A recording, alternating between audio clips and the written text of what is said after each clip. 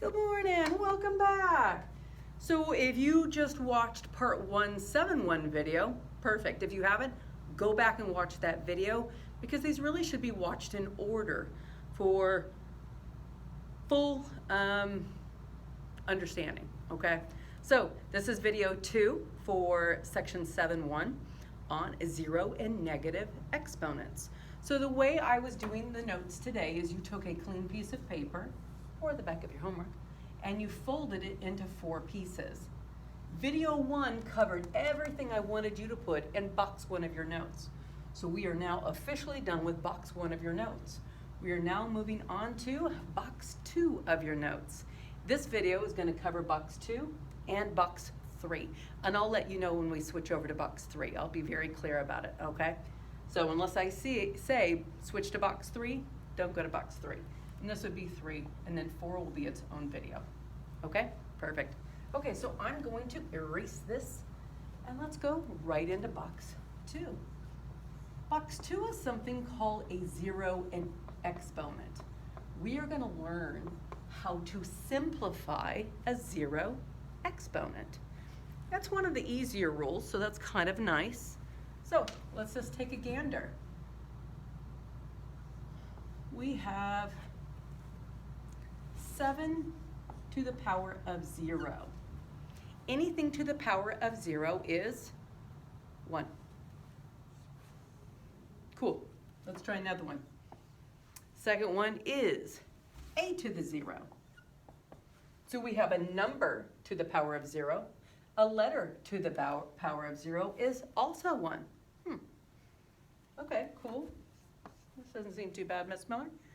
How about, Miss Miller, a negative number to the 0? Also 1. The rule is anything to the power of 0 is 1. That is the rule. The 0 rule is one of the best. Anything to the power of 0 is 1. No exceptions to that rule. If you have a bunch of terms or variables or numbers in a parenthesis and on the outside you have that beautiful little exponent of 0, you just write 1 and you call it a day and you move on to the next question. That's the best. By the way, congratulations. We are now done with box 2, okay? Okay, let's look at box 3. Box 3 is about negative exponents. Now, negative exponents are kind of interesting, I will say. Again, we are officially in box 3, and we are covering something called negative exponents. Cool. Now, a negative exponent is an unhappy exponent. A negative exponent would like to move, because that's what they do. Negative exponents don't like the current position they're in, and they would like to move out of that current position. And once they move, they become a positive exponent. So let's look at a kind of a more basic one. Okay, so we have the following. We have a to the negative 2. You know what I know about a to the negative 2? That a is not a happy a. Why? Because that a wants to move. How do you know, Miss Miller? That negative exponent tells me so. Now you're thinking, where the heck is he moving? Toronto? I mean, where's he going, Miss Miller? Well, let's think about it. Technically, this is a fraction, right? How would I turn this into a fraction? Yes. So first of all, I see that this is kind of like an apartment building. I grew up in an apartment building. We lived upstairs and we had neighbors that lived downstairs. So it was a triplex. There were 2 apartments downstairs and 1 apartment upstairs. So currently this A lives in the upstairs apartment and they're not happy about it. So if I live in the upstairs apartment, where is the only place I could move in this apartment complex? So this A, let's rewrite it. So this A currently lives upstairs. Where would this A like to move? Downstairs. So if this A is currently upstairs, the only place he can move is downstairs. So I'm going to move Mr. A downstairs, and here's the beauty of it. Once we move him, he becomes a positive exponent. You're like, well, what holds the spot here? A 1. A 1 is my only spot holder, okay? Let's try another one.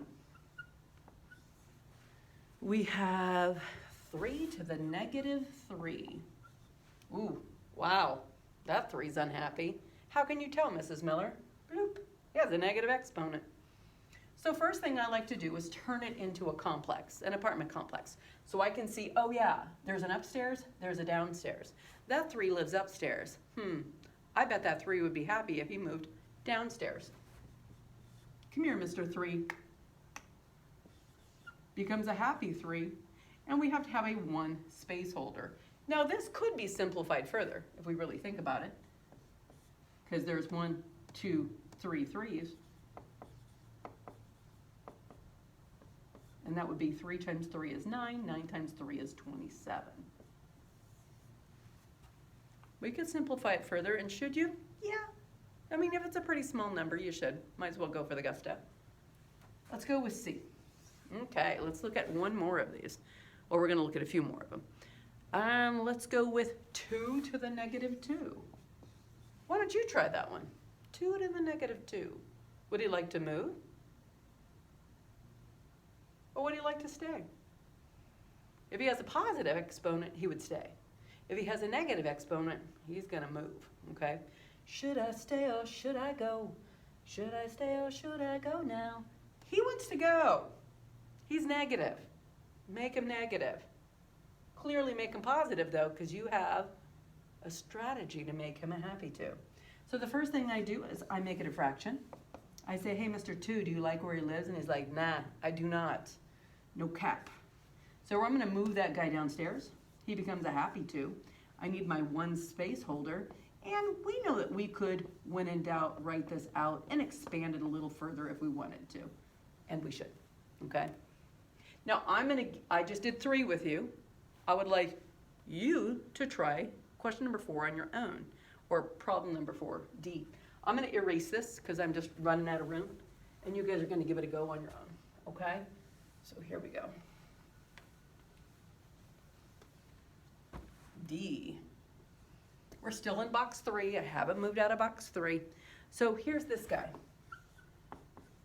You guys give it a try. You can pause my video right now. Give it a go. What am I doing, Miss Miller? You're asking yourself, should he stay or should he go? If he's gonna stay, you do nothing. It's already simplified. If he needs to go, then you need to use some strategy here. So you go for it. I'll give you about 10 seconds. Go for it.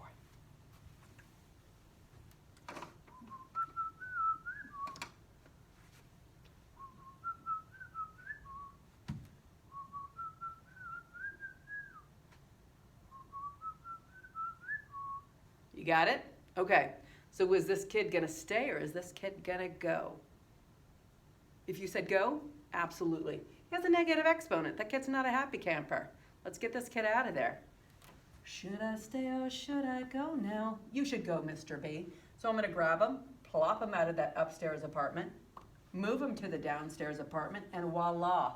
Look at that. Miss Miller, can't that just be my answer? Mm-mm. A fraction must have a space holder on the top. It's a mandatory. You got that? Cool beans. Now I'm gonna trip you out. The next 2 examples are kind of interesting. Look at this guy. Oh wait, not yet. Try one more of these. P to the negative 8. You guys give that one a go. Try. And then we have 2 kind of weird examples, and that will be the end of this lovely video.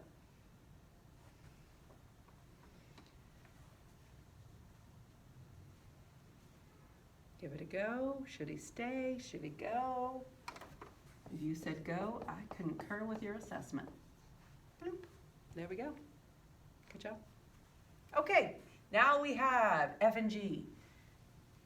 We're still in box 3. We have not left the box 3. So we have F. Now this one's a little trippy, okay? So look at this guy. You're like, whoa! Okay, that is weird. So if the directions say to simplify the expression, that means we can't have 0 exponents and we cannot have negative exponents left in our final answer.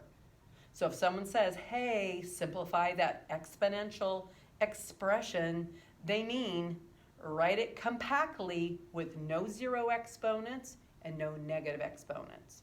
So, should I stay or should I go now?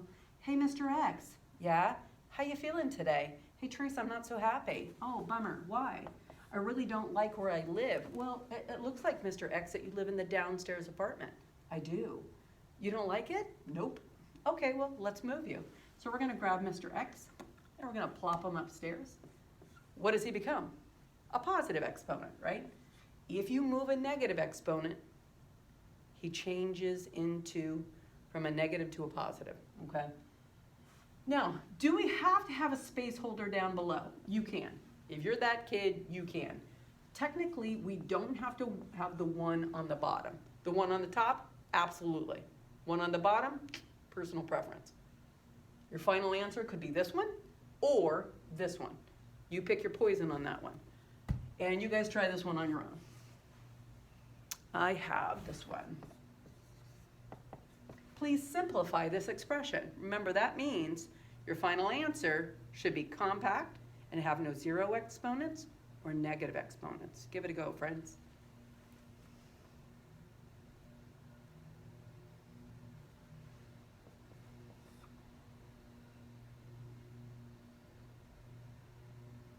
So my brother-in-law's name is George. So let's make G for George. Hey, George. Hey, Teresa.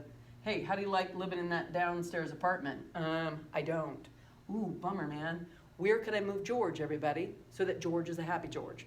Because currently living in the downstairs apartment, no bueno. So where could he move? Upstairs. Now he'll be a happy George. Do we need the one underneath? Personal preference, right? If you like this answer, you go with that answer. It's very precise. And if you're the kid's like, nah, I'm good, there you go. Okay, that's the end of this video. Our last video, part 3, will be box 4, okay? Putting all of this good stuff together. Great job.